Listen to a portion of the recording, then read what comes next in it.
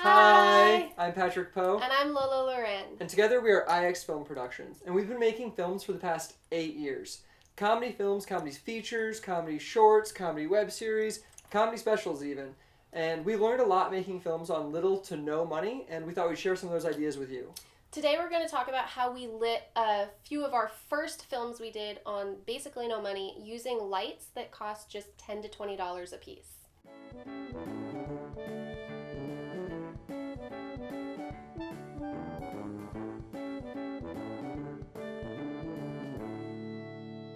One of our first feature films we ever made, Mr. Lee, which you can watch on Amazon Prime now, one of the main light sources we used was just can lights that we got at Home Depot for $7 to $10. Yeah, those little guys that just like clip onto things. Yeah. One of the pivotal scenes in the movie we lit using just a handful of those. We were shooting in a basement and we just clamped them to the rafters, pointing down at various parts. Part of the reason we lit it that way was Lolo wanted the scene to have kind of a frenetic feeling. And it was all handheld by our camera operator, Chase. And she wanted him to be able to walk around the room with the characters to give you a real feeling of being in that room and in that tense situation. So we didn't want to set any light stands up anywhere. Yeah. So we noticed that the basement had rafters that we could attach lights to. And that's what we went with. So you see a couple cords maybe in the shots, but it gave us a really cool effect and a really good look. They're great for tight spaces when you don't have room to set up a lot of stands, which as an indie filmmaker, you're often in tight spaces. You don't have giant sound stages or necessarily a choice of location. So they're a great compact thing that you can clamp on the back of a chair, you can clamp on the edge of a door. Little aluminum gives a good disbursement of light. It really empowers it. It reflects a lot of light back out of it. Instead of having kind of a diffused light, it's a more directional light.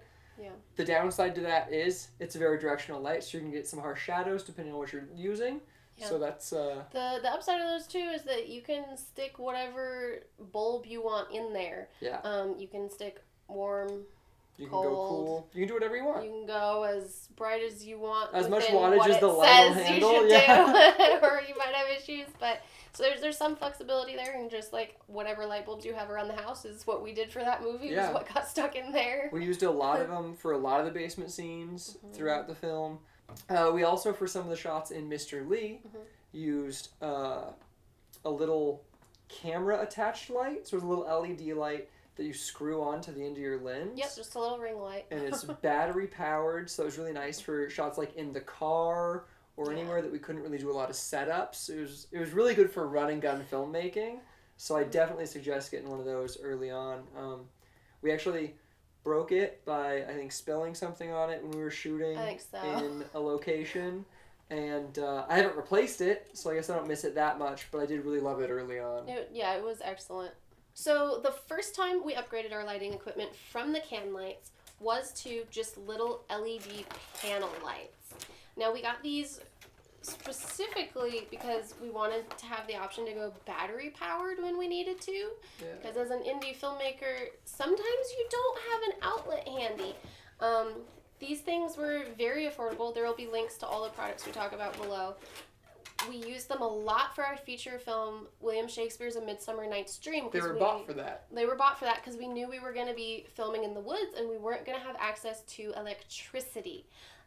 So pretty much all the scenes in that were shot using 3 to 4 of these positioned just around where we were filming. Keeping that similar 3-point lighting idea, keeping a backlight, a main and a fill, and sometimes a second one to be even more main. Yep. Because they are great little guys. They run on batteries, which is awesome.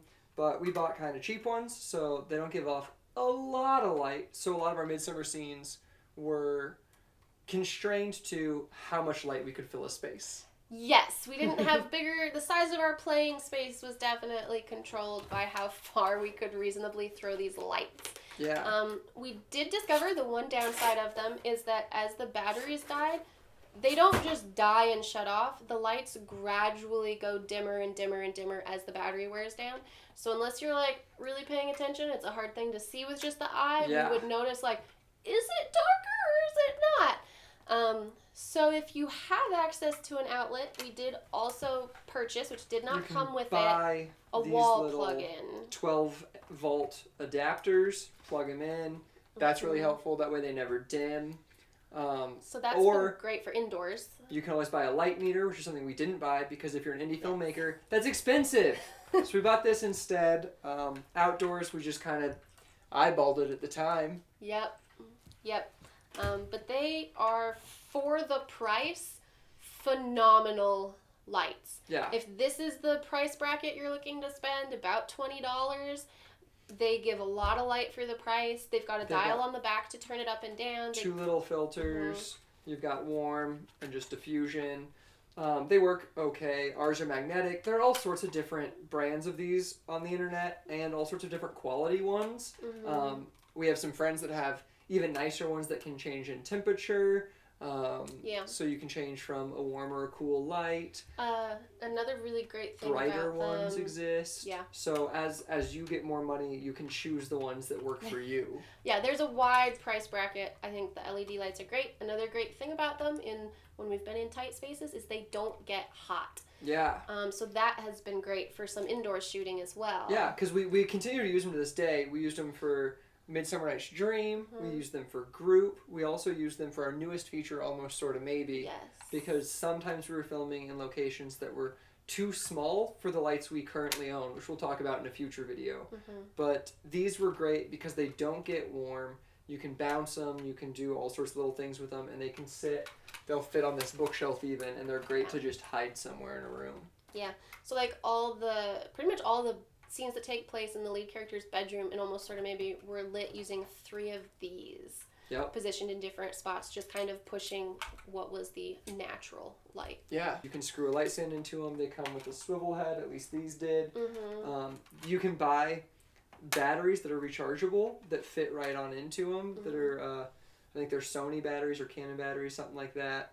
They're not for our camera, but they work great for this little light. You can also just Use put double A's in there. it if you want to buy that. They plug in right to a wall. So there's all sorts of different ways to use it. It's a really versatile little light, and it's super useful on a really low budget. Yeah, we also, even though we have other lights now, we still like to have these on set, because if we ever have everything set up and we're in it close and we're like, oh, we just need a little fill on the side of his face, they're a great thing to pull out of a box, pop a battery in, don't even have to run an extension cord. We can just fill their face real quick and keep moving. Someone can also just like hold it into a spot if you need to. We were just on set with our friends, Toddy Brothers Productions, the other day, and I was a manual light stand walking a light around for a shot that he wanted a very specific way. So they are also super lightweight. Yeah. So if you had the adaptation, we haven't done this, you could mount it right on top of your camera if you wanted to have a brighter light than the ring light for just tracking around on the go. One of the biggest things we've learned with lighting with really low budget lights that maybe aren't what you would ideally love to have is that I feel like you can achieve just as good of results as you can with better lights. You just sometimes have to put in a little more work and get a little bit more creative with your placement and how you're using them in conjunction with or without natural lighting.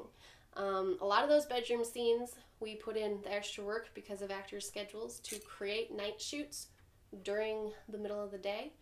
A great asset to have as a low to no budget filmmaker is giant black trash bags. We keep a roll in our grip case at all times. We've got that and grip tape. It is the cheapest way to make it night wherever you are. So for a lot of those night scenes, we just taped trash bags over the window, closed the curtains. Make sure the curtains are covering it.